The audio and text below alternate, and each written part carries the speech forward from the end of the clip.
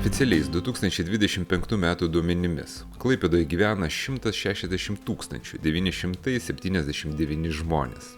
Tačiau ir turime statistiką, kiek žmonių kas rytą stovi automobilių spūstyse, pagrindiniuose kelių mazguose, bandydami patekti į uostamiestį, o vakare vėliai traukia atgal į sparčiai augančius priemiesčius. Tie, kuriems kamščiai kasdienybė, pasakytų paprastai, tokių žmonių labai daug.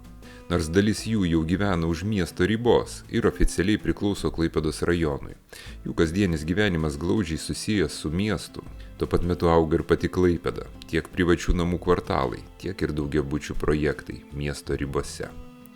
Savo žiūrovo jau nekartą klausėme, kurioje miesto dalyje gyventi jų nuomonė geriausia. Paskutinėje apklausoje iš 95 balsavusių dauguma pasisakė už centrinę ir šiaurinę miesto dalį.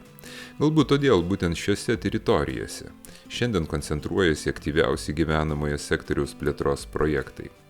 Šis mėgėjiškas reportažas apie dar vieną naujai statomą daugiabučių kvartalą, kuriame ateityje turėtų apsigyventi ne 1000 naujakurių.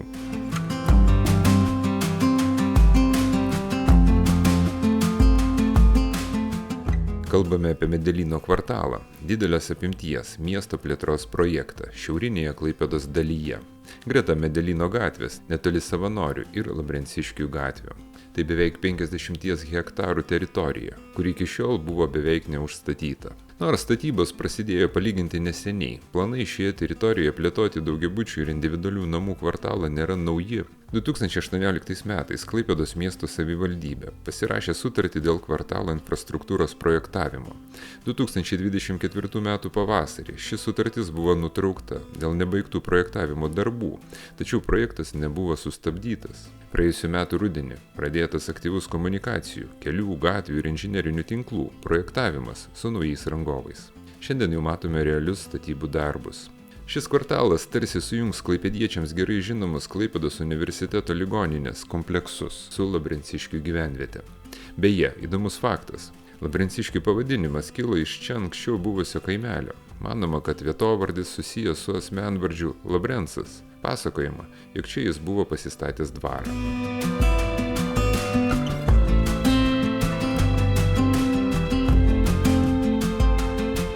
Kaip skelbia Klaipėdos miesto savivaldybė, Medelyno kvartalas yra vienas svarbiausių gyvenamojo būsto plėtros projektų uostamiestyje. Tikimasi, kad jis pritrauks tūkstančius naujų gyventojų į šiaurinę miesto dalį ir suteiks impulsą tolesniai urbanizacijai bei infrastruktūros gerinimui. Statybos jau vyksta.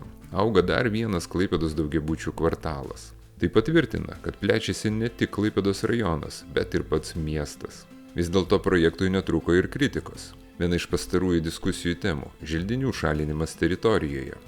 2025 m. pavasarį dalis miestiečių pastebėjo, kad medžiai buvo pradėti šalinti per paukščių perėjimo sezoną, o tai sukėlė reakcijų socialiniuose tinkluose. Todėl gamtai ir Klaipėdai neabejingi tikisi, kad kvartalo plėtotojai atsižvelgs į miesto plėtros ir gamtos išsaugojimo pusiausvyrą.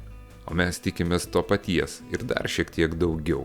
Jeigu jums aktuali Klaipėdos plėtra ir nauji gyvenamieji kvartalai, nepamirškite palaikyti Klaipėdą TV savo patiktukais. O nuomonę apie tokias statybas parašykite komentaruose. Iki greito!